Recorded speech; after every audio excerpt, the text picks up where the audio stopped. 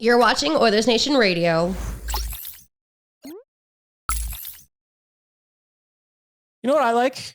I didn't even talk to you about this because I didn't see you yesterday. Do you know that my dad met your fiance on the weekend? Stop. You. What? The golf course out in Sherwood Park. Nope. What? Doesn't work there anymore. Well, he met somebody named Andrea that is your fiance. My golf course. Specifically said, do you know a Liam Horban? I just met his fiance. Must have been another Liam Horban. Someone's lying. What was she up to? Well, we've like, got shenanigans afoot. We might have something here. That's interesting. She told Liam she was going to the book club. She was at my bond spiel. So who did my dad meet? Who is pretending to be? Let me read this to you because I meant to talk to you about this yesterday, but I get a text and this is, of course he doesn't come up. This is my work laptop, but he goes, do you know a Liam Horban? And I said, yes, I do. He works at the Nation. And he goes, oh, that's interesting. We're at a funeral in Sherwood Park and his fiance works at the golf course.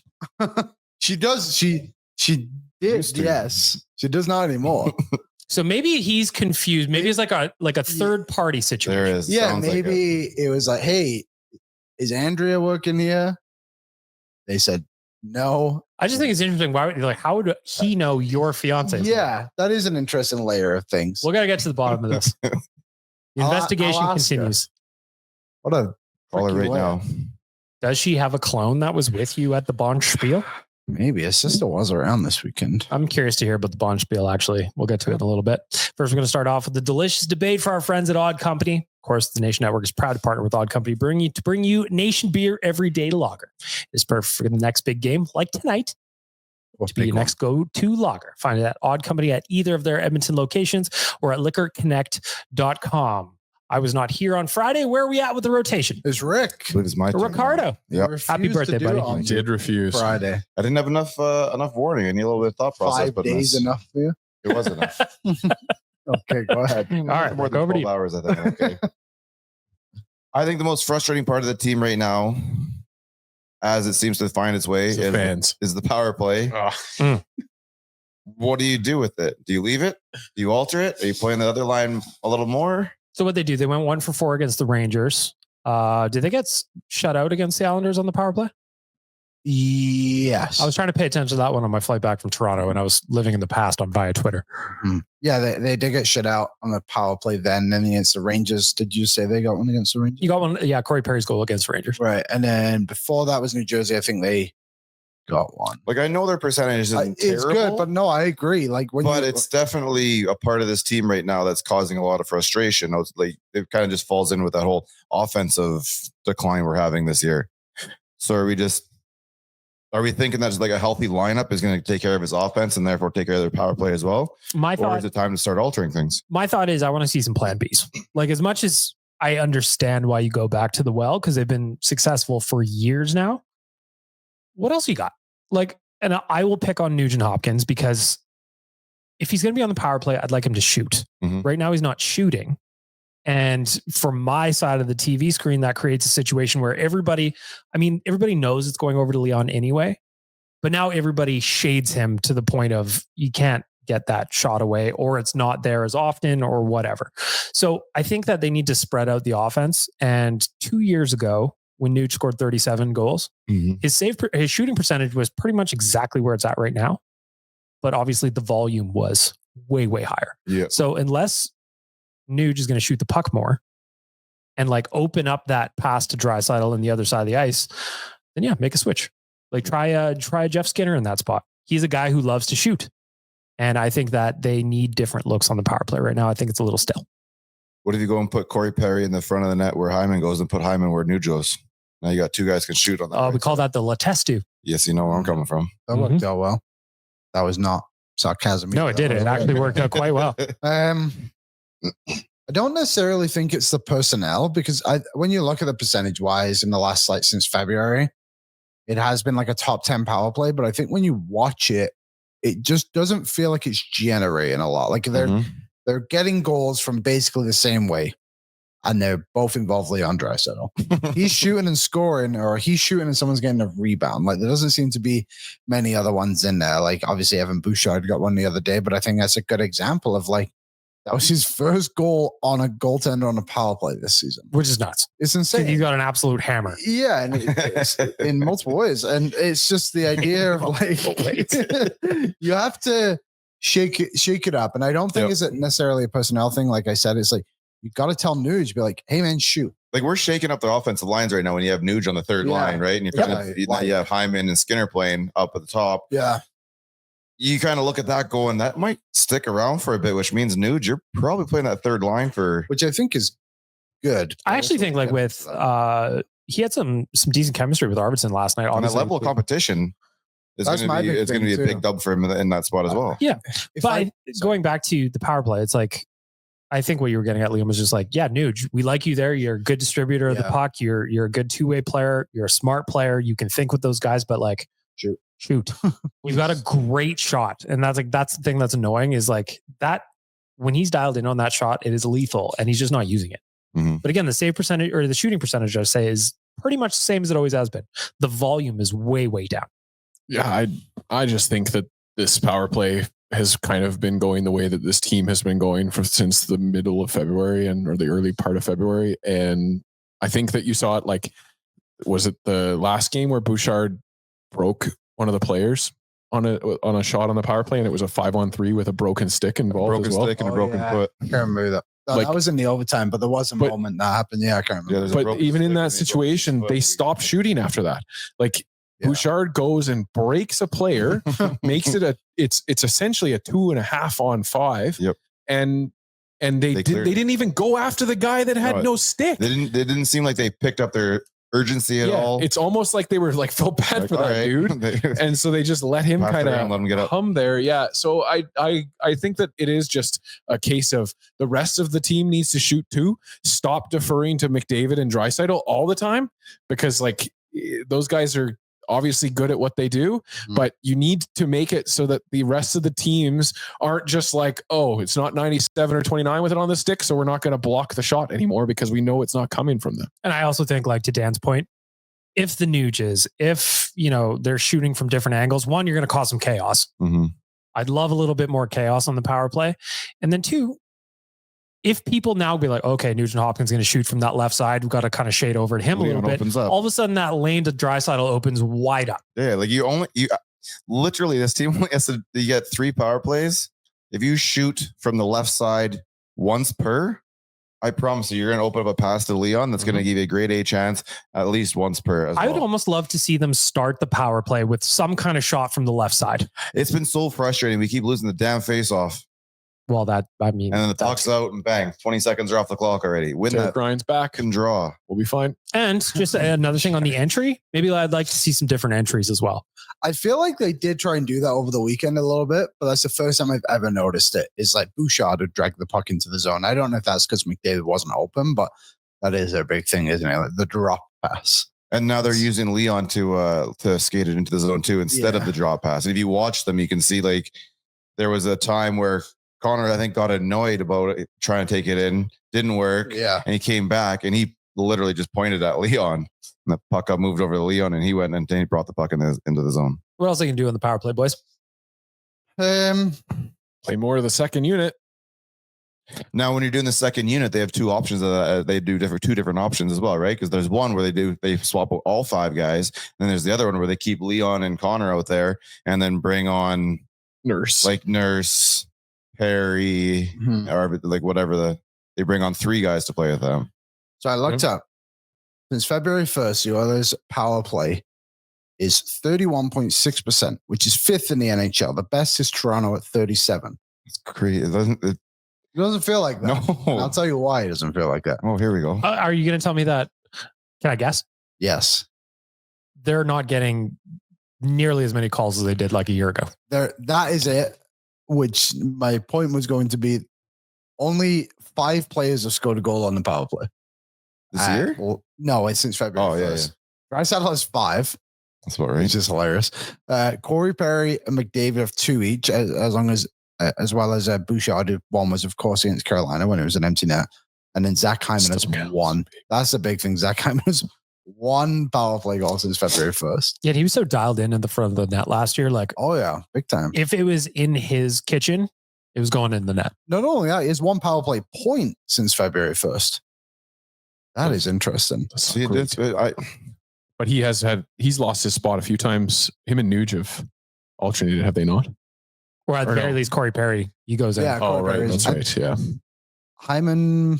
So I'll tell you, those hands still work. Those hands are glorious. Those hands, they're still there. Frustrating to have to rely on him, though. Well, and he's part of the like. I don't know if you're relying on. He's adding to it. He's adding at a higher rate than you'd expect, which I think is a good thing. But needing your fourth liner, not playing him out there any extra. I do believe that where you play him, like when you're playing him at like with Connor or Leon or whatever, I think he fits for a couple shifts here and a couple shifts there. I don't think he can play there all game. Yeah. But I do like using him sometimes because he does have abilities that nobody else on the team has. I just got to the point with Perry and a lot of guys on this team. Like, I don't care how much you make.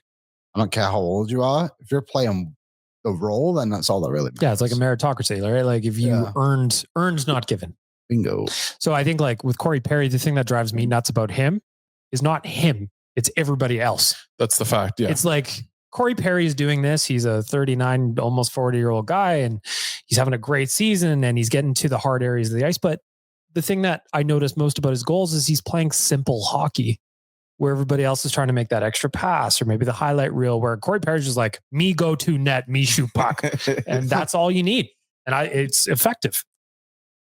I've written about that a bunch of times on the website. It's just how it's frustrating that the Oilers can't simplify their game when they're struggling like this. Cause some chaos. And we have skilled players that should be able to, like Zach Hyman is a guy that should be causing that chaos, but Corey Perry is the guy that we are consistently. And also the other thing too, like I know it's in the power play thing, but like we're passing up way too many opportunities to shoot, right? Like there's some guys with some really good shots on here, like Arvidsson's goal the other day.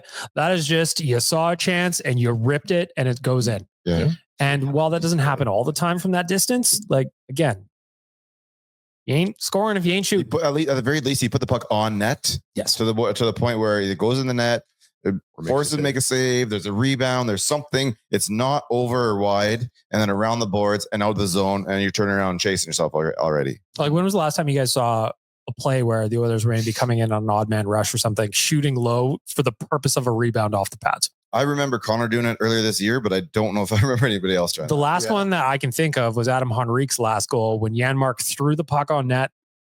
Henrique just happened to be there and it bounced off him. Yeah. It was like greasy goal. Yeah, whatever. I love greasy goals. Mm-hmm. I wish they would embrace that culture a little bit more. Anything else on the power play, fellas? Shall we tonight? Move it along. I still can't believe it's 30 something. I know. It doesn't feel like it at all. Since February. Jason Greger, just since we're moving on, he's got a article up at OilersNation.com talking about the drastic reduction in power plays in the NHL. That's crazy. And how it's just the easiest problem for the league to solve. Didn't he say some teams are down as many as 60 power plays at this point compared to last year? Mm-hmm. Call the rules. Kind of sorts itself out now. Even like are the Oilers that's like, where do the Oilers fall in that? Do you know? They're like bottom 5 in the league with penalties drawn, I think. Which is but where's our comparison to last year? Let's see if I can find it quick. I don't know, but I know like when the Oilers played the Rangers the other day, I know they had 3 power plays in the first period, but it felt like they could have had like 6. Like there was tons. Oh, that's the thing. It's the stuff that's being left off or uncalled that for both sides. Like there's been numerous times in the games in the last few days where I've said that was a call against the Oilers that they got away with. And it feels like we're really heading into some weird game management time. Dan just nailed his head off the shelf and just kept going. You can't even tell anymore if I'm concussed or not. I'm telling you, we're going to get that Velcro pad for the back of your head here. Otherwise, we've got an HR issue. Yeah, we do. If you hear Liam laughing, if you hear Liam chuckling, you know I just hit the shelf. Looking dead in the eye and just moved. Almost felt deliberate. We could also move the chair out like 6 inches, probably rectify the problem. Like, why would we do that? Shelf just goes up. Yeah. The top, Go just put the shelf up. Right to there. You can still see everything. It's absolutely fine. Or just like we could have put something in the corner, like have like a bookshelf or something. Yeah, the room is purple for you guys too, right? I'm just joking. Like so much bright. I want to get into some of the other stuff that's been going on with the Oilers here. So if you have thoughts on the power play, please hit us up on social. I want to know what you think is the issue. Got to tell you about the Oodle Noodle app. Download the Oodle Noodle app. Order takeout or delivery. It's easy and you can earn free nudes just for using the program. Sign up for the loyalty program through the app. Customers get 1,500 loyalty points. That's about $15 in value. You can do the math on that. $1, 100 points, you get it. Just for signing up, the Oodle Noodle app is available on the Apple Store and the Google Play Store. While you're there, get the Bombay butter chicken and 1 green onion cake for $17.95. That's the dynamic duo combo. It will change your life. I want to look back to the Oilers road trip a little bit. They just wrapped up with a pair of wins. I'm curious because at that point they had not yet played and beat the Islanders. What was the vibe like on the show on Friday? Bad. I did the After Dark show Thursday night. Devils. Oh my God. I gave the chat my doom of the night because they were just like, we're not making the playoffs. Yeah, we're that seems eliminated. Get rid of Stuart Skinner. You need to bring in Olivier Rodrigue. That'll help. Yeah. Yeah. The funny part about all of this is what Dan just said happened on our show as well. But the blame has gone heavily on the goaltending when the team also can't score goals. It just seems to have just completely disappeared. And that's the identity of this team. And they just can't figure it out at the moment. But as for Friday, Tyler called the city and called off the parade. So that was... Did he? Yeah, I called it back on a Monday, though. So that was maybe a bit of an overreaction. All right. We're good as long as it's back on. Yeah, I can see why people have been frustrated. Obviously, this team has been pretty junk for a while. Started doing things, and I said this on Friday that I didn't feel as bad about the loss before that because I felt like they were starting to do some of the little things well, and I thought they played well in our own end. They played as a group. There were none of those 160-foot long breakout passes they like to do for some odd reason. That it was just 2 lucky goals that kind of seeing eye shots that found their way in the net, and that's just bad luck. Clear the guy out from in front of the net. You help your goaltenders out. I felt like things are turning around a bit, and I do think you're going to see something. My head was cut off. Liam's just sitting there quietly chuckling to himself. Like, Dan hit his head again? I didn't hit my head this time. Dan wasn't sure if he hit his head or not. Yeah, exactly. I do it again. So I was following along as best I could on the plane, but I couldn't watch the game. I was only kind of living via Twitter.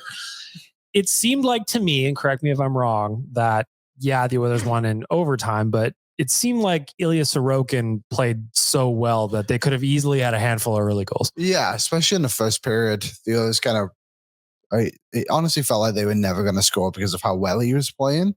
That's the other layer of it too. The Oilers played Sorokin and Shesterkin, who many would have argued last season, maybe not so much this season, were like the 2 best goalies in the league, right? They've obviously regressed a little bit this year, but still were great goaltenders. And the Oilers figured it out, or Leon Draisaitl figured it out. Well, how about our pal Cal, though? Yeah. Puck moving D-man goalie. He also played really, really well, just saving pucks too. Playing it was the one where he went behind the net to strip the puck from... Which Tyler showed me that yesterday because he showed me the clip from your guys' show. Nuts. Who does that? Lunatics. Like when you look at it, some dudes are losing their mind watching that. Situationally, you're like, okay, the player's back is to him, so I kind of get it. But like, I have never seen a goalie be like, you know what, I'm going to get in that scrum. He shows a level of confidence he has, I guess. And you also guys take a body here, I'll get the puck. Imagine being Pierre Engvall. Just like thinking, I'm going to turn around and get this puck, and all of a sudden Calvin Pickett's right next to you. You got stripped by the goalie. Yeah, like it was funny to watch, but I think it shows too where Calvin Pickett's, I guess, on like the mental side of things. Like he got lit up against Anaheim, and he was really bad. And he comes into this game. I know it's the Islanders, but to allow 1 goal to any team in the NHL is an accomplishment. But he's like a really good backup goalie, right? That's just that thing. Well. Like, oh, that's a bad game. All right, well, I'm out there again. Bam, completely different. He's able just to wipe the slate every single goalies night. It's impressive. Yeah. And now obviously he's playing tonight, which is an interesting decision, I think, considering they played Skinner for 4 games. He played pretty well, I would say. Yes. In all 4. And comparatively, it was a very average 4-game stint. But he played And now he has one game and he's out the crease again. I just found it interesting. Well, getting away from the goaltending for a second, the other thing too is like, okay, the goaltending conversation has been all season. Okay, fine. But when was the last time we've seen the Oilers outscore those problems? It just hasn't happened. Yeah. Yeah. Because like there's plenty of times last year where it's like, okay, maybe Stu didn't have the greatest game last year, but the Oilers scored 6, so who cares? Yeah. Well, they said on the broadcast, and I'll get the numbers wrong, but it's similar. It said like the Oilers had 2 goal or more wins, like 24, we had more games where we have 2 goals or less than we have games of 4 goals or more. Okay. 4, Right. like, yeah. Which is bananas. And I think it's because they can't score on empty nets too. I think guys add into it. That's with one the of, goaltender, without a goaltender. That one game where we had the 5 posts, I think 3 of them were wide open nets and it's still off the post. Yeah, the offense. I don't know. That's why I'm not like fully convinced this team is like back to the standard they need to be at. I think they're playing way better. You look at the last couple of games though. Now you're starting to see guys outside of 29-97 scoring, right? Like Nuge had 3 points. That was a very Connor-esque.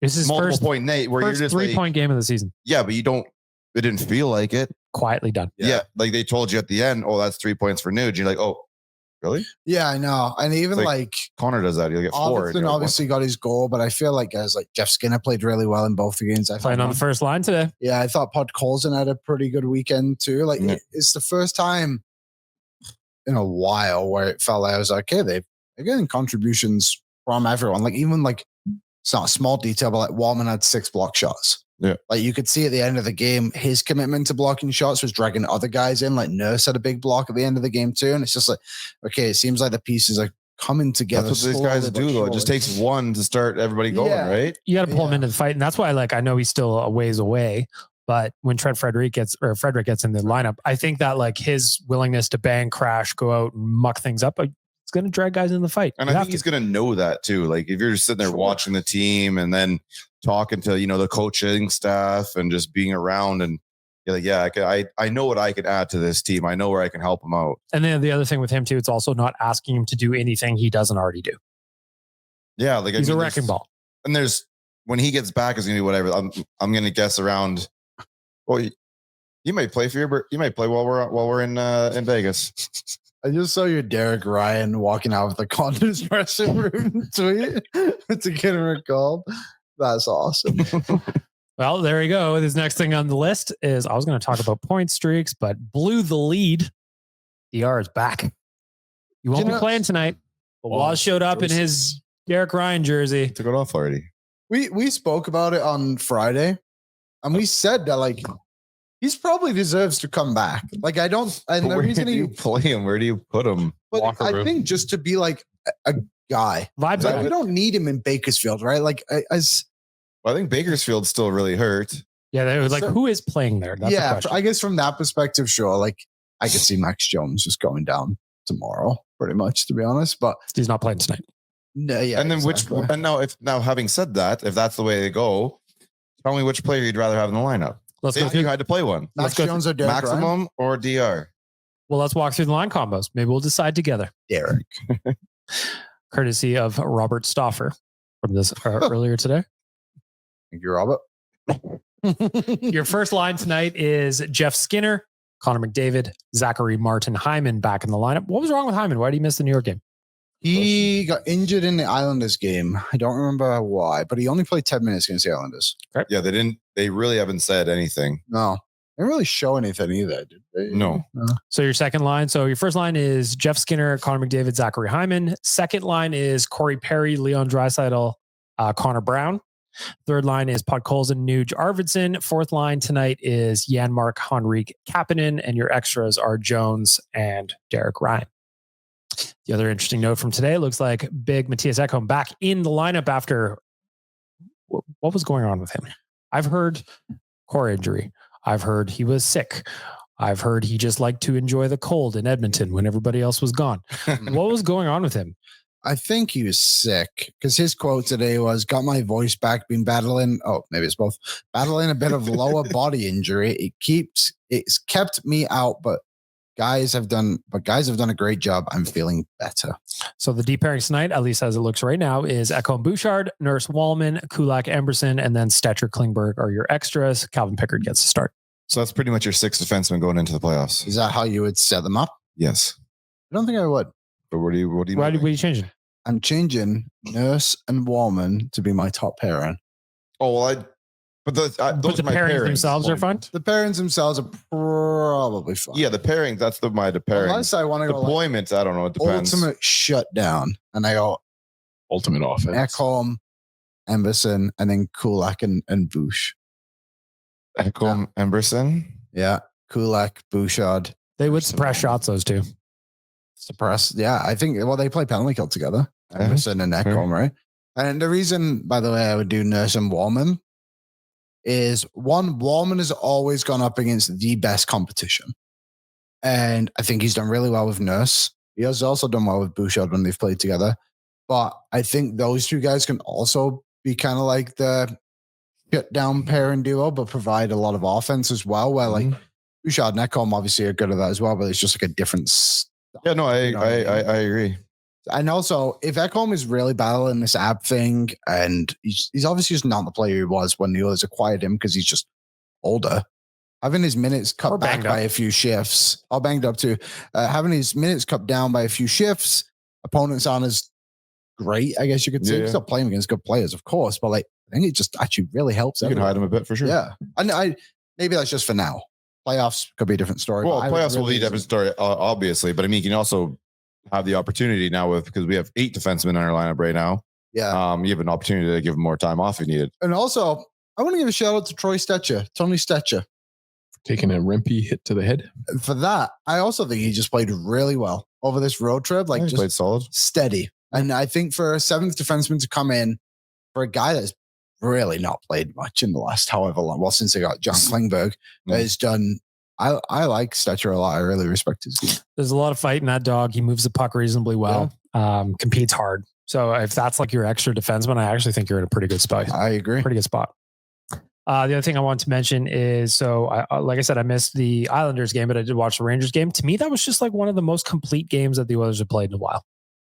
Yes, but without the high-end offense that you expect of these guys. They just ground out a win. It was a 3-1 win. They're kind of like they're protecting their own end right now. They're taking care of the little things, and it's bleeding out offensively. And the thing I liked most is I think it was Bruce Kurlock that tweeted it when the game was tied going into third period. He goes, "It'd be great if one of the vets that Jeff Jackson signed on July 1st came up and won this game for the Oilers today." In the middle of a conversation as he scored that too. That's exactly right. Yeah. So then Victor Arvidsson goes out and scores. McDavid adds the insurance. Game over. And they didn't more Connor. Well, yeah, like that shot. It is a goal. Yeah, Yes, please shoot more. Unreal.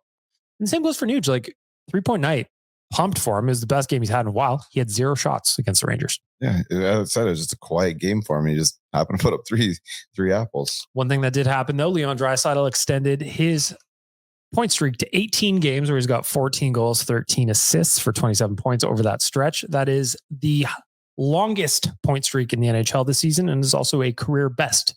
Leon Draisaitl. Didn't it also match an Oilers franchise record? It's the 4th to do that. It should be him since like Gretzky. Him, Curry, Coffey, and then Gretz times 8. Gretzky did it. Anytime you see a Wayne Gretzky record, it's just like, nope. Well, it's like this guy, that guy, this guy did it twice. Gretzky did it 12. Yep. So speaking of Gretzky, I heard this yesterday. John Shannon was talking about it. Obviously, Ovechkin's going to get pretty close to breaking this record anytime soon. Whoa. But I don't know. They were saying that when he gets four goals away, Gretzky and Bettman will start going to every Capitals game. Yeah, Gretz said he's going to follow him around in the last little bit there. I wonder how they'll do it. How? Like, I wonder, like, when it happens, like, what that will be. Like, obviously, we've seen 1,000 points the last couple of... No, they'll stop the game. They'll stop the game and do the thing. It'll be exactly like... when Gretzky did it, he did it against Edmonton, right? Yeah, in Edmonton. Yeah. They stopped the game, brought people out on the ice, did a little whatever. That was... Man, it's insane. Gretzky will pop out of a cake. Whoa. Out of a cake. Like, even... trying to remember, like 8:02, I think they stopped. Yeah. That was against Vancouver. That's when he got... beat Gordie Howe, and then the one at home, I want to say is like 1,984 points. Something like that. It was the point. Is the he jumped points record? Yeah, it was the points record they did in Edmonton with LA. Damn it. And that's the one where they shut everything down. Like Janet came on the ice. Gordy was on the ice. Jeanette was out there. Mm-hmm. I think Walt was out there. You read an open letter to the fans. The Capitals only have one game left in Canada. Really? In 4 games, they play against Winnipeg. In 4, I think he's 8 away, right? Yeah, he's 8 away. Yep. So he probably won't break it in Canada. 8 to break or 8 to tie? 8 to break, I think. Play the Red Wings. I guess we could look. We have actually no. We have a tracker up at dailyfaceoff.com if you're looking. You know, Ovi tracker. Let's check it out. Where are we at? He's at 887 right now.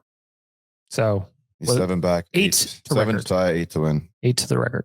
There you go. So hat trick, and then he does it in Winnipeg. The next year. No, we need it this year. Next year will be so lame. He's got like 12 games left to go. I wonder what like so something like that. Let's say he hits it this year. Yeah. What is Alex Ovechkin next year? You know what I mean? Because like when I went to the Capitals game this year, he must have taken 12 strides the entire game. Yeah, he just kind of hangs out in his spot there. Well, he's just trying to get the goals, and then except the game against us, the guy had like 7 shots on the net. Yes. And then he goes and plays the Kings and had 0 shots on the net. They got shut out by the Kings. Yes. It's so exasperating with that guy, but I'm sorry, I'm wrong. He has 15 games left. So I just like, I say he does it. What is he going to do it next year? If he breaks it this year, he's like, Well, he's got I can't remember who tweeted it out, but he's within a range of leading the league in hits as well. So he could lead the league in hits and goals. I think he's like 300 and some odd hits away. But and all-time hits. Yes. The hits are just such a fucking bullshit. Yeah, but I mean that's career. His early career was such a joke for that stuff. Like I was working at Sports Direct back then, and looking at his hits. And if you watched a game at home, the guy would like breeze past the dude, and they'd be like, "Hit, done, yeah, he hit him." Okay, so you look at that's like the intricacies of it. But yes, he was always known as just like this dude that could score, and he'd go there and bet, and like he was. But that's where I would Eric Lindros. He wasn't as tough or like rough and tumble. No, but he would go out there and hit. There was an era where he was like diagnosed that way because if you looked at the box scores, even if it happened once a game, you made sure it was on SportsCenter that night. Yeah. So the guy though, there's no doubt, is rock solid. He is a crazy big human. He's crazy. Yeah, 100%. And I mean, to be fair, he'd probably have both those records if without easily, a couple lockouts. Easily. Like if you think about it, he missed 2 seasons essentially at least. Plus COVID, like, you know what I mean? Yeah. Most hits, I disagree. So this stat, according to NHL.com, has only been tracked since 2005. Oh, maybe it says since 2005. Do you know who all-time is? In hits? Kyle Clutterbuck. It is Kyle Clutterbuck. Is it actually? Yeah, it is. That makes sense, right? Like if they started tracking there. That's again, and again, it's like hits is such a tough stat because it's entirely subjective to the home crew that's watching the game. Mm-hmm. Highest ranked Oiler? Milan Lucic. Wait, was he got his splits in there, or like we just Oilers? Oh, like all time, he's just the highest guy to ever played for us. I was like, congratulations, Milan. I mean, like we fell off a cliff in a hurry in that one. We owe Calgary a 3rd round pick. It's like you giving Corey Perry as an answer to that question earlier today. Yeah. Most Oiler fights ever in the season. Yes. The other points here I want to mention is the funny thing about Connor McDavid is we've gotten so spoiled by him. He's going to hit over 100 points and people call it a down year. Yeah. But still, he has quietly put together an 11-game point streak with 15 points on it. And this is a bad year. I just find it so funny, right? We're so spoiled with him. People are trying to diagnose what's wrong with Connor McDavid this year. They're not robots. I think he needs a couple more French fries in the system. I think that Connor, like as much as he maybe is having a down year, I think it's okay. Because Leon Draisaitl is there. It happens. But he's still, like it's just what is natural. he, 5th in scoring? But I think that if he was on a bad team, he wouldn't be having this down year. Like he would be pushing harder and going harder than he is. I just think like it happens. Yep. 100%. I mean, he's 5th in scoring, I think. He's going to get 100 points. It's only a down year in comparison to himself. Well, there's nobody exactly else in his league where you look at that, give him that. Oh, his 100-point season was such a bummer. That was shitty. Like I remember I was looking, Tyler and I were looking at some old game day articles from back in the day on OilersNation.com where it's like Oilers leading score. Like, oh man, I really hope Eberle can hit 50 points this year. Like it's just a completely. Connor flies past that in assists. Yeah, easily. So Connor McDavid has 86 points this year, obviously. Mm-hmm. Jack Eichel has a career high. He's going to pass a career high, and he only has 80 so far this season. Yeah, I just like every year there's someone who like kind of skates with Connor, and then the media likes to like go and that guy's and then all of a sudden the next year that guy goes back to like just being situated where he's normally averaged out, and Connor somehow takes another step. Well, it's like the start of the season when there's always like 15 guys in the Hart Trophy race, and Kirill Kaprizov is always one of them. And then December comes in, it's like, oh, I wonder how Kaprizov's doing. Oh, he has 80 points. Yeah. Then the other thing too is like, this could be me wearing my tinfoil hat. I admit it. I'm biased. I'm an Oilers homer. But it seems to me we're getting a lot of like Nathan McKinnon media about him being the Hart Trophy, which tells me not a lot of people are watching Oilers games. Because if it is the most outstanding player to your team, how can it not be Leon Draisaitl? Yeah. When you look at that, so I think you're pointing out that little graphic that was on Sportsnet, that the gap between Leon and Nate McKinnon is massive. Like it's crazy. It's like 70 some odd votes to 40 some odd votes. So 70 points to 40 points in like whoever they polled early. Like it's insane. So yeah, they're just not watching Oilers games. They're just not.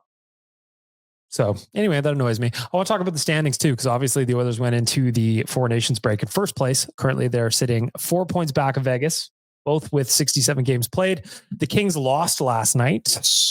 So they are in third place with 81, though they have a game in hand. What do you make of the standings right now? Because if it ended today, we're back in LA.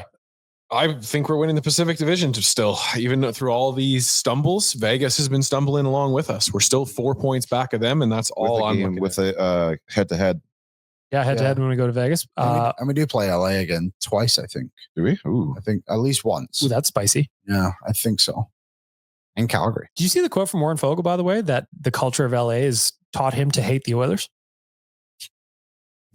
I saw something that said there was Warren Fogle saying I hate the Oilers or something like that. I thought it was a little just tongue in cheek. And yeah, being in LA, it's part of the culture is hating the Oilers. So he's in. I dig it. That's fine.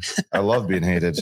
You watching John Cena these days? Oh, damn. That's crazy. Oh, you know what? The heel turn on John Cena. Ooh, baby. I love it. Did not see that coming in his final year. Some kid took shrapnel in his rant the other day that was viral on socials. I loved it. It's great, man. What was the question? Pacific Division? We did beat that "you can't see me" joke to death, though. Yeah. Anyway, go ahead, Liam. I still think we're first as well. Yeah, just talking about the Pacific Division. Oh, yeah. standings. Sorry, I'm blanking. I do think the Oilers can still win. Obviously, they've got things have got to go their way, but they just have to win those divisional games and they should be okay. Yeah, I think like if you are one of those people that said, oh, there's no way they can win the division, well, you're not paying attention. And you're probably living a little bit too much in the shit from the last 2 weeks and not remembering that for 30 games. That's just it. It's been like that. It feels shitty. And you look at the newspaper, you open it up and bam, even games, 4 points. I know. The newspaper. Yeah. Rick still gets delivered. Listens to the radio, this guy. Tuesday's the big. It was Rick's birthday yesterday, so he got the big paper out. He did the crossword. From the kid on the corner. Yeah. You look at the standings. Read all about it. Jim Matheson just drops it off at his house now. The only one paying for it right now. Loyal subscriber. The Oilers have the even games. Third easiest schedule remaining. Behind the Rangers and behind the St. Louis Blues and the Ottawa Senators. Ooh, maybe St. Louis uses that easy schedule to sneak their way in and knock both Calgary and Vancouver out. The hardest? Well, let's have a little look-see. You brought it up. So St. Louis is only, they're tied with Vancouver for the second wildcard spot, though they've played an extra game, which would be, I guess, the tiebreaker in that situation. Calgary is currently sitting out of the playoff picture. Vancouver have the third hardest schedule the rest of the way. And they're built for it. Good for them. Yeah, they're ready. They're ready for those 15. Just as you brought up Vancouver, the thing that blows my mind about the Oilers is if you look at their 5-on-5 shooting percentage, it's the lowest it's been in years. Mm-hmm. They're almost having like a reverse Canucks situation happening right now. Yeah. Where I just like, damn it if I'm not hopeful. That's going to break at some point. And the PDO will go back to normal, as will the shooting percentage. Well, it just felt almost inevitable, even without the numbers that obviously back it up, to look at that Vancouver team from last season and be like, yes, they will regress. I didn't expect them to implode like they did. I thought they would still compete for the top 3, but quite enjoying it. But like Dakota Joshua has never been that good of a player. And I know he's had his health issues, which is obviously not great, but like it was obvious he wasn't going to be the player they thought he was going to be. Too for him. He did. Yeah, exactly. They re-signed him. And then like this blue line is like, okay, how long is Tyler Myers going to keep up the standard that he had last season? And then they also got traded Carson Soucy. You're like, okay. And when your best player isn't doing what he's supposed to do. Which one? Vinny Desharnais. EP. Second best. Well, fine. He would give Hughes, but and your like, best also forward. Demko is just consistently hurt. Yeah. Great goalie when he plays. Problem is he's never plays. And then they signed their other goalie long term in the middle of the season. What happened to Sealoves? Sealoves. So I asked David Quadrelli, who's the managing editor over at Canucks Army. He's just had a really bad year. I thought he was the answer. Well, he played reasonably well in the playoffs, right? Like he was solid. But Lankinen is the answer now. Oh, he has an 861 this season in the NHL in 10 games. Is that bad? It's not good. 902 in the American League. He barely played. For those of you asking, so we're talking about Sealoves having a tough year and a 902 in the AHL. If you're thinking Olivier Rodrigue is the answer, he's got a 900 in the AHL. Granted, that team, I don't know any of the names on that team right now. It's out of Matthew Savoy. And there used to be a time where you could like look at the roster and go, all right, I think like 3 guys are almost guaranteed. 5 or 6 are kind of on the hopeful side. And now you're just like, well, Philp, I think, is going to eventually get here. Savoy's going to get here. I hope Ollie gets here. I thought we had some defensemen, but I know that's not a thing anymore. They're gone. Phil Kemp is actually, no, he's not. His and then when they had his opportunities almost passed too. Bowick is the guy, but not on that roster. A prospect of note that is not going to be with us is Roby Yarventi's going back to Europe. Oh yeah. So he's going to be hurt all this time and playing in North America. So we covered that obviously because he said he was going to North America. So I just like, what do the comment section say? Oh, well, you couldn't have traded Xavier Bourgault for that guy. So I looked at Xavier Bourgault. I'm like, Lord. He's having the worst season he's ever had. I wrote an article today on Oilers Nation because the Oilers are playing Utah tonight, obviously. And Michael Kesselring is on that team. Mm-hmm. And the Oilers obviously traded him and it just didn't work out the way it was supposed to. But there's this idea that when the Oilers trade away prospects, they just become superstars in these other, reliable NHL players. I promise you, it has happened once, and it was Michael Kesselring. Well, I think it was just in very recent memory. That's why when they moved Kesselring, nobody really said anything about it because there wasn't another example that was so sharp. You're like, oh shit. So this one we went and moved to. Did we Warner? Yeah, Max Warner. Yeah, Boston media graded as a low end prospect. Yeah, he was like 5th on our team. Like, don't get me wrong. I think that's kind of what everyone would have thought about Kesselring as well. But I just want people to know: don't be scared. It's okay.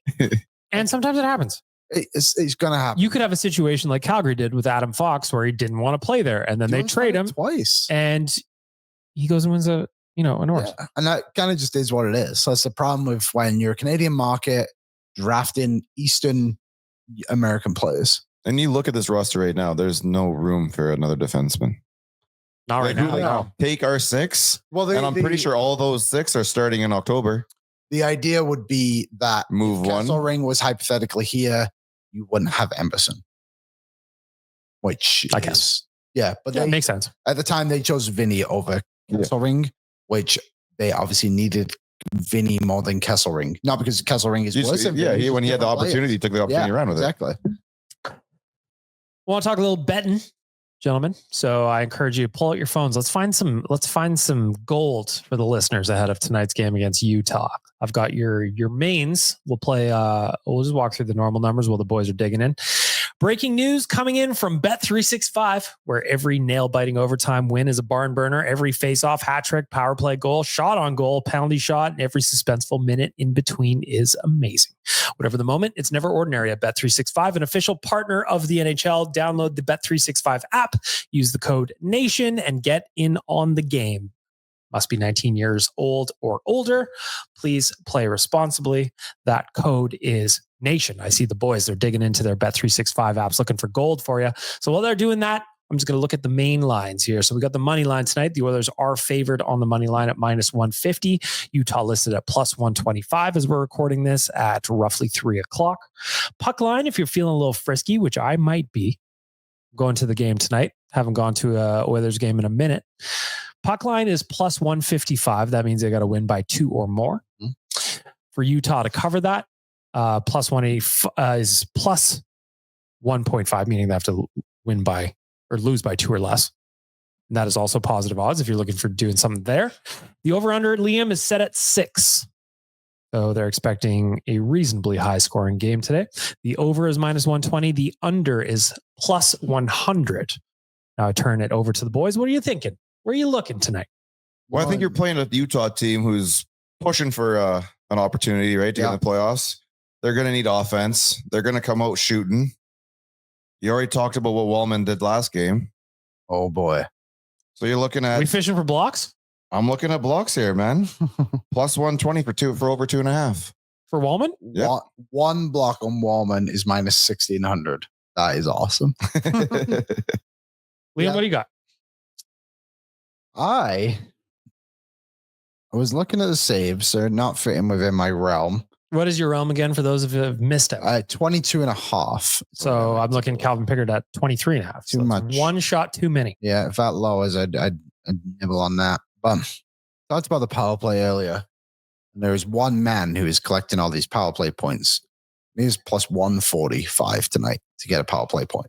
Leon Draisaitl, +145. Evan Bouchard also has, I think it's 8 power play points since the start of February or March. Can't remember whichever one it was. +190. That's a solid one. But I mean, you can get about 2.5 shots right now for +100 as well. Leon? No. Bouchard? Yep. Well, there's only one other place I'm going, Rick. Where's that? And it's to the 50 goal man. Okay. Leon Draisaitl to get 1 goal. Leon Draisaitl to get 2 goals. Which is where I'll also I'm be going. And that is... I got a +650. Oh, I can't find it right now. 2 goals is +650? That's right. Oh, damn. Yeah, there you go. I'll be doing that too. So I'm chasing a little bit tonight because I feel like Oilers are back home. Big win on Sunday at MSG. Come back. Ekholm's back in the lineup. Hyman. Starting to feel good. Hyman's back in there. I love the Draisaitl power play point, but I'm going for Leon 2 goals. I'm going 2 goals and then just a sprinkle on a hat trick. Today I wore a hat that I can easily replace. Excellent. Just in case I get the opportunity to chuck one, because I have not chucked a hat in a minute. Did you hear tonight? Speaking about your hat there, did you hear that they're apparently going to look at offering Vladdy that money he wants? I did hear that. Yeah. 15-year deal, about $600 million. I did hear that. Once again, this is another opportunity where I can say, curse my shitty jeans. And my dad also for not putting me in baseball. Thank you. Or being a Hall of Famer. That too. Yeah, as far as I know, my dad only meets fictional fiancés of Liam Horrobin and has not been in the Baseball Hall of Fame, as far as I know. But again, I could be wrong. Anything else sticking out to you boys for the bend lines? Or are we happy? I think Jake Wallman shots are just a good. What do you got over there, Dan? It's at it's at 1.5 right now. Over 1.5? And I think over. He hit over that in his last 4 out of 5 games. Yeah. Just the last game he didn't. But. So there you go. Wallman point might not be bad either. I don't know what it is, but sneaky one from Dan coming in. Wallman shots. We're trying to find you some gold on this here betting segment. Mm-hmm. Of course, we just go through the mains. Some of these, you know what? You parlay it with a little money line. Now all of a sudden you're in business. A couple of things dancing for you. Whatever the moment, it's never ordinary. Bet365, an official partner of the NHL. Download the Bet365 app and use the code NATION to get in on the game. Let's wrap up the podcast, fellas, with some keys to victory tonight ahead of the game against the Utah Hockey Club. And I got to tell you about an event we got coming up at the end of the month. It is a What Chaos in the Nation. We are welcoming the boys to town. Hockey fans, get ready. The What Chaos crew is taking over Greta for an unforgettable night of hockey entertainment and pure chaos. It's presented by Fountain Tire. Join DJ Bean and Pete Blackburn from What Chaos as they bring the energy to Edmonton for a one-of-kind watch party. Mark your calendars. That is for Thursday, March 27th. This is a ticketed event. You don't want to miss it. What do you get? You're going to mingle with fellow fans of the What Chaos crew. You're going to do a live pre-gaming show. Watch Edmonton take on Seattle for an ultimate game night atmosphere, and stick around for the post-game After Dark and What Chaos collab. It is going to be great. So get your tickets for that. That is March 27th. Thursday, that is a green light on Thursdays. As a barman yourself, Rick, would you not agree? Thursday, green light? I definitely agree. I think it's kind of Friday Junior, and I think people are missing out on it these days. Friday Junior. But just think about it. If you have a good, nice Thursday, nice Friday, Saturday, get to bed early because we're up early Sunday morning. We're getting on the plane. We're going to Vegas. That's right. It's a busy week. It's a busy week. All right, guys. Keys to victory. Let's go around the horn. Oilers, Utah Hockey Club tonight. Liam Horban, what do you got to say about the Utah Hockey Club? They are 6-2-2 in their last 10. They won their last game. They currently have a -8 goal differential, and they're sitting outside of a playoff spot. Sounds like they have a goaltending issue. My key to victory is battle to regain puck possession. I feel like when the Oilers are winning games, it's because if they're shooting and the rebounds going out, they're not just letting the other team get it and clear it. Like they're regaining possession and going back at it again. So I think that's it for me. Like show some passion to your home fans tonight. Outside the box idea. We send in Calvin Pickard on the forecheck. He strips the puck, dishes it out. Bingo bango in the back of the net. Maybe you'll get a hit tonight. Yes. I'll be surprised. Dan, what do you got? Key to victory for our event at Greta on the 27th. Tickets available at nationgear.ca. I think that the fans could use some physicality right at the start of the game, get them engaged and get them involved. But I just think that this team needs to continue the team defense that they've been making a priority, I think, on this New York trip here at home again, and just keeping it going, keep helping the goalies out, not have as many giveaways in their own zone, that kind of thing. Team defense. Rick, what do you got? So many giveaways. Yep. So many giveaways. They just got to keep doing the things they've been doing lately, the not fun stuff, the little things in your own zone. When you're the first forward in there, take the body, second guy goes get the puck. Let's injure their defense a bit. Let's bruise them up. And this way in the third period makes things much, much easier. I'm going to go with, again, we are talking about keys to victory for the What Chaos event at Greta on March 27th. Tickets available at nationgear.ca. I'm going to go with puck management. We've talked about it a bunch on this podcast. And I think the last time, Rick, you and I were talking about it, like on the breakout, I don't want to see anybody at the other blue line before the fucking defenseman has moved anywhere. Comes outside the net. He's firing it all the way down. Yeah, no, you got to fire it down to the opposite circle to try and hit somebody. Like, let's support the puck. Let's play simple. Simple may be boring sometimes, but damn it, it's effective. I'd like to see some simple hockey tonight against a team that they can overwhelm if they're at their best. Let's do a score prediction. Liam, what do you got? I'm going to say 4-1 to the Edmonton Oilers. Daniel. I'm also saying 4-1 Edmonton Oilers. Ricardo. I think you're going to see a little bit more offense. I'm going 5-1. You're going to enjoy this 8-1 victory that's coming at you tonight at Rogers Place. Have a great week, everybody. What's up, Nation citizens? If you like that video, then you need to be subscribed to the Oilers Nation YouTube. Podcasts, live shows, exclusive interviews, and analysis. Everything you need from your favorite voices at Oilers Nation. And you don't want to miss any of it, so hammer that subscribe button.